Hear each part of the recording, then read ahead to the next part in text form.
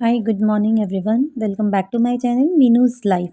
कैसे हैं आप सब बताइएगा। हाँ, एक नया दिन और नई शुरुआत। तो सबसे पहले कढ़ाई पर मत ध्यान दीजिए क्योंकि इसमें भी मैंने थोड़ी देर पहले आलू फ्राई किया था। तो मैं बनाने जा रही हूँ लाल वाली साग, जिसे मैंने फ्राई किया था। कल मैंने बिल्कुल सादा खाना बनाया था क्योंकि इनकी तबीयत ठीक नहीं थी। तो साग को तो मैंने बॉयल कर लिया था, तो उसे आज मैं फ्राई कर रही हूँ। तो सबसे पहले मैंने कढ़ाई में तेल डाला सरसों का, उसके बाद मैंने डाला ज़ीरा। जीरा के चटकने के बाद फिर मैंने लहसुन, अदरक और मिर्च डाल दी, हरी मिर्च जितना आपको खाते हैं तीखा। इसमें थोड़ा लहसुन स्ट्रॉन्ग रखिएगा जिससे कि लहसुन का स्ट्रॉन्ग फ्लेवर आता है, और अच्छे से ना लाल फ्राई करिएगा। तो लहसुन का जो स्ट्रॉन्ग फ्लेवर आता है ना, ये बड़ा अच्छा लगता है। हमारे यूपी में थोड़ा लहसुन खाते हैं। उसके बाद फिर मैंने प्याज भी डाल दिया, और प्याज भी जब डीप फ्राई अच्छे से हो गया तो फिर मैंने डाल दिया साग। और ये मैंने 3 चम्मच चने की दाल भिगो कर रख दी थी, और भिगो कर रखने के बाद फिर साग डालने के बाद दाल भी डाल दें और हल्दी नमक भी डाल दें। चने की दाल थी ये। उसके बाद इसे अच्छे से मिला लें, और मिलाकर इसे ढककर फिर इसका पानी सुखाना है। साग का जो भी पानी था वो मैंने निकाला नहीं था, साग में ही मैंने पानी इस तरह से सुखा दिया था। तो ये देखिए बहुत अच्छे से साग फ्राई भी हो गया, और इसमें तेज़पत्ता भी डलता है, बट मुझे तेज़पत्ते का टेस्ट अच्छा नहीं लगता, इसलिए मैं नहीं डालती हूँ। और उसके बाद फिर अच्छे से देखिए पूरा पानी सूख गया, और बहुत अच्छा लगा। साग बहुत टेस्टी बना था। और ये मैं बना रही हूँ फिर रोटियाँ। तो ये मैं दिखाने के लिए आज बना रही हूँ रोटी क्योंकि मुझे मेरी एक फ्रेंड ने डाँट लगाई कि तुम कैसी रोटियाँ बनाती हो, मेरी 2 दिन पहले वाली वीडियो देखकर, कि तुम कैसी रोटियाँ बनाती हो, कितनी मोटी-मोटी रोटी बनाती हो। तो मैंने बोला नहीं भाई, मुझे अच्छी रोटी भी बनानी आती है। तो ये देखिए मेरी अच्छी रोटी, देखो तुम देख रही हो तो वीडियो अच्छी रोटी बन गई ना, आती है मुझे रोटी बनानी। तो इसलिए मैंने 2 रोटी बनाकर दिखाई, बनाई तो मैंने और भी करीब 6-7 रोटियाँ बनाई थी, क्योंकि साथ में मुझे दाल-चावल भी बनाना था। ये दोपहर का लंच मैं रेडी कर रही थी। और उसके बाद फिर ये देखो बन रही ना अच्छी रोटी मुझसे, बताओ। फिर ये दाल हमारे यहाँ सिंपल बस ऐसे ही फ्राई करते हैं। तो जीरा और हींग से मैंने फ्राई किया था, और कुकर में चढ़ा दिया था मैंने चावल। यस, हम लोग कुकर में ही चावल बनाकर खाते हैं। और उसके बाद लंच कंप्लीट हो बनने के बाद देखिए किचन का हाल कैसे बिखरा हुआ है। टेबल एक्चुअली नहीं है ना, अभी काम चल रहा है तो टेबल हमने हटा दिया है। तो फिर चलिए अब कर लेते हैं किचन को क्लीन। तो ये जो जूना है ये स्पेशली सिर्फ चूल्हा साफ़ करने के लिए है, ये जूठे बर्तन वाला जूना नहीं है।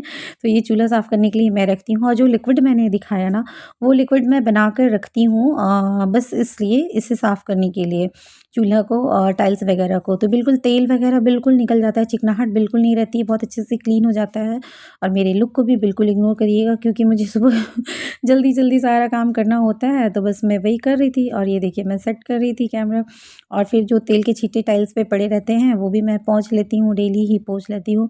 और ये जो लिक्विड है ना, इसी लिक्विड से टाइल्स के बीचों में जो तेल जम जाते हैं ना, बीच में जॉइंट्स में जो, वो भी क्लीन हो जाता है। मैं ब्रश से और थोड़ा गर्म पानी से मैं कर लेती हूँ क्लीन। बट अभी मुझे डीप क्लीनिंग तो करनी ही होगी घर के कुछ दिनों के बाद, जब ये काम कंप्लीट हो जाएगा। तो फिर उसके बाद जब अच्छे से उससे साफ़ कर लेते हैं ना उस लिक्विड से, तो उसके बाद फिर कपड़े से अच्छे से कपड़े को 2 बार 3 बार निचोड़-निचोड़ कर साफ़ करके अच्छे से देखिए पूरा चमकने लगता है। पूरा चूल्हा, टाइल्स, किचन का हर चीज़ बहुत चमकने लगता है अच्छे से। फिर इस स्लैब को साफ़ करने के बाद आ जाती है दूसरे सामने वाले स्लैब को साफ़ करने की बारी।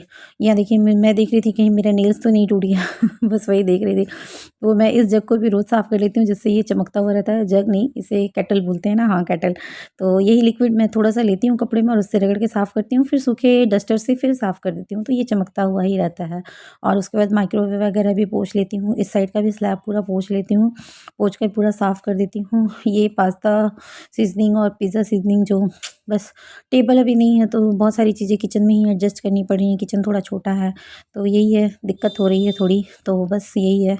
और उसके बाद फिर सारा खाना उठाकर मैं यहाँ रख देती हूँ क्लीन करने के बाद, और खाना मैं खाली कर देती हूँ, सिर्फ चावल ही रह जाता है कुकर में, बाकी सारा खाना मैं खाली कर देती हूँ। और ये मैंने निकाली है मलाई, निकाल कर बाहर रखी हुई है क्योंकि मुझे निकालना है घी, मक्खन। तो उसके बाद फिर मैं बर्तन धो लेती हूँ, और तवा मैंने गरम-गरम में ही धो लिया था, इसलिए वो आपको तवा दिख रहा होगा बर्तन की टोकरी में। और मैं बर्तन हमेशा जब भी धोती हूँ, ऐसे तो मेड धोती है रहने से, अगर मेड नहीं है और मैं धोती हूँ तो फिर मैं ग्लव्स पहन कर ही बर्तन धोती हूँ। मैं ऐसे नंगे हाथों से बर्तन नहीं धोती हूँ, मेरे हाथ मतलब ख़राब हो जाएँगे, बस यही है। और बस, और नेल्स ना टूट जाएँ, इन चीज़ों का ही डर।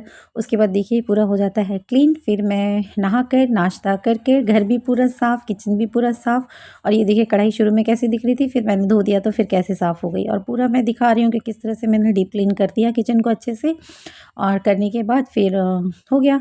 फिर मैं सो गई थी और अभी अभी बस मैंने ये फ्राई किया चूड़ा। और वो चूड़ा फ्राई करके ये मैंने डाला तेल। तेल जब ज़्यादा गर्म हो गया तो फिर उसमें मैंने डाल दिया थोड़ा जीरा। जीरा जब चटक गया, चूड़े मैंने इस तरह से जीरा का फ्लेवर मुझे बहुत ज़्यादा पसंद है। फिर मैंने डाल दी मूँगफली। मूँगफली के बाद मैंने डाल दी हरी मिर्चें, और जितनी आपको तीखा पसंद हो उस हिसाब से। फिर मूँगफली अच्छे से जब पूरा फ्राई हो जाए तो फिर इसमें डाल दें आप पोहा। चूड़ा, हम लोग चूड़ा बोलते हैं हमारे यूपी बिहार में। तो उसके बाद इसे फ्राई कर लें अच्छा से। जब आप इसे और साथ में यहीं पे नमक डालें, नमक ज़्यादा ना डालें। और फिर इसे चलाते रहें। चलाते चलाते ये सारे दाने फूट जाएंगे और हल्के हो जाएंगे। तो बस समझ लीजिए आपका चूड़ा फ्राई रेडी हो गया। और उसके बाद इसे खा लीजिए। अब चलिए आगे बात करते हैं। Good evening. मॉर्निंग से हो गया गुड इवनिंग। और बहुत भूख लगी थी, ठंडा का दिन है भूख तो लगी जाती है। तो चूड़ा फ्राई किया ना आप लोगों के सामने, चूड़ा फ्राई पोहा को फ्राई किया। और बिल्कुल भी मन नहीं कर रहा कि मैं थोड़ी भी रेडी हो जाऊं, बाल वाल झाड़ूं, या बिल्कुल भी मन नहीं कर रहा है। थक गई हूँ एक्चुअली, बहुत थक जा रही हूँ। देखिए डार्क सर्कल दिख रहा है और ये देखिए बेटा मेरा बैठ के पढ़ रहा है। उससे मैंने पूछा खाओगे तो मना कर दिया। मैं खा रही हूँ। और चूड़ा फ्राई करने के बाद उसमें मैंने डाला ऊपर से कच्चा प्याज सॉरी, नींबू का रस और चाट मसाला। तो ये देखिए कच्चा प्याज, ये बहुत टेस्टी लग रहा है, बहुत ज़्यादा। और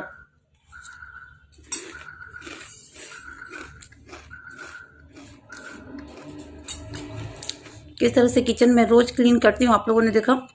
एक बार सुबह मैं इस तरह से डीप क्लीन कर लेती हूँ स्लैब दोनों, रोज़ का रोज़। उसके बाद वीक में एक दिन मैं किचन को धुलती हूँ पूरा, और मंथ में एक बार पूरे किचन की डीप क्लीन सफाई करती हूँ। तो वो मैं करती हूँ। तो इस तरह से करते रहना चाहिए, अच्छा रहता है, घर साफ रहता है। अभी तो ये जो काम हो रहा है इस वजह से इतना ज़्यादा डस्ट हो रहा है घर में कि पूरे घर की मुझे डीप क्लीनिंग करनी पड़ेगी, पूरे घर की डीप क्लीनिंग। पूरा काम ये जैसे कंप्लीट होगा पूरे घर की डीप क्लीनिंग करनी पड़ेगी मुझे, जिस तरह से दीपावली वगैरह में करते हैं। क्योंकि कहीं ना कहीं डस्ट वगैरह सब गया ही है। और अभी मैंने डीप क्लीनिंग बंद कर दिया है, क्योंकि मैं एवरी वीक कहीं ना कहीं करती हूँ डीप क्लीनिंग किसी न किसी कॉर्नर का, घर का या रूम का, जो अभी मैंने बंद कर दिया है। क्योंकि ये डस्ट इतना आ रहा है ना, इस वजह से वहाँ से पूजा का हमारा टेबल भी हटाना पड़ा, सब कुछ हटाना पड़ा काम की ही वजह से। और हाँ,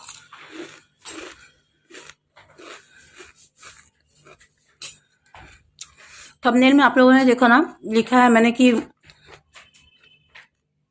मैं अपाहिज नहीं हूँ। तो मैं अपाहिज सच में नहीं हूँ। ये इसलिए है, ये सभी हाउसवाइफ के लिए है जो कि ये सोचती है कि उनसे घर का काम नहीं होगा। तो ऐसा नहीं है, आप चाहें तो सब कुछ कर सकती हैं। फर्स्ट टाइम जब कोविड आया था, तो कोविड के टाइम पे पूरे 1 साल मेरे घर में मेड नहीं रही है।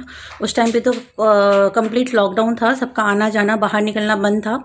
तो कंप्लीट लॉकडाउन में जब मेड नहीं थी, तो फिर मैंने अपने पूरे घर का एक काम, 1 साल तक पूरे घर का काम मैंने खुद करा था। और उस टाइम मैं यूट्यूब पे बहुत एक्टिव रहती थी। मेरे चैनल मैंने उसी दौरान मैंने 2.5 महीनों में मेरा चैनल मोनेटाइज भी कराया था। उसे हटाने का कारण ये था कि उसे एवरी मंथ वो बोल रही थी मुझे कि आप 100 रुपीज़ बढ़ाइए, जबकि मेरे घर में काम वैसा कुछ नहीं रहता है।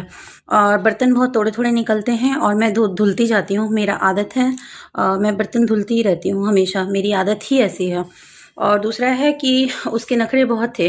सुबह शाम चाय, अगर कभी मेरी तबीयत ख़राब है, जैसे अभी मेरा मन बिल्कुल ठीक नहीं है, मेरा उठने का मन नहीं किया, अभी मैंने शाम की चाय नहीं पी और मैं पीऊँगी भी नहीं, मेरा मन नहीं है, तो वो आएगी तो बोलेगी मुझे चाय बना दीजिए, मतलब मेरे लिए आप बना दीजिए चाय, उसके लिए चाय बनाना है। चाय ऐसे कभी मत दीजिए, मेरे को चाय मत ऐसे मत दिया कीजिए। चाय के साथ या तो बिस्किट दीजिए या मिक्सचर दीजिए, या ये जो चूड़ा मैंने फ्राई किया है ना, इस तरह से मुझे फ्राई करके दीजिए।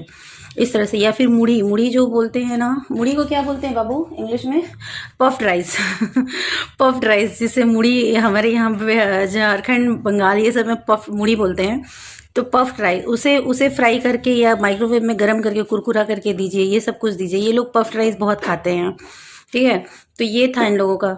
फिर मुझसे बराबर तेल ले जाना, कच्ची सब्जियां ले जाना, राशन का कुछ कुछ ले जाना, जो कि मैं मेरे हस्बैंड से छुपा कर ही देती थी। मुझे लगता था कि चलो काम तो हो रहा है एटलीस्ट घर का, इतनी ठंड है सुबह सुबह। बट हद तब हो गई कि जब मुझसे मतलब सिर्फ 100 रुपये बढ़ाने के लिए मैंने मना किया कि मैं इस मंथ से नहीं बढ़ाऊंगी, तुम अभी काम करो। उसके बाद तो उसने दूसरे दिन ही एब्सेंट कर दिया। और जब मैंने पूछा कि तुम क्यों नहीं आ रही हो, तो अभी तक तुम काम करने क्यों नहीं आई, तो उसने साफ साफ बोल दिया कि मैं जब तक पैसे नहीं बढ़ाओगी नहीं आऊँगी मैं। तो ये मुझे बहुत ज़्यादा गुस्सा आया। और मैंने ये भी सोचा कि ये हेडक हो ही गई थी मेरे लिए, क्योंकि तबीयत ख़राब हो कुछ भी हो, उसे उसका हर चीज़ चाहिए होता था, पर उसे कभी ये नहीं दिखता था कि मैं कोई एक्स्ट्रा काम कर दूँ। एक्स्ट्रा चीज़ें उसे ज़रूर चाहिए होती थी। कपड़ा उसने मांगा, मेरे हस्बैंड पहन रहे थे कपड़े, वो कपड़े उन्होंने दिए उसे, जैकेट, जीन्स वगैरह सब कुछ उन्होंने दिया। और उन्होंने बोला कि नेक्स्ट अभी छुट्टी रहेगी ना, तो मैं बहुत सारे 50-60 कपड़े निकाल के दूंगा। और आप यकीन नहीं मानेंगे, 200 से ज़्यादा कपड़े अभी आप यकीन नहीं मानेंगे बाबू, 1 महीना हो रहा है जो राम मंदिर के पास देख रहा है।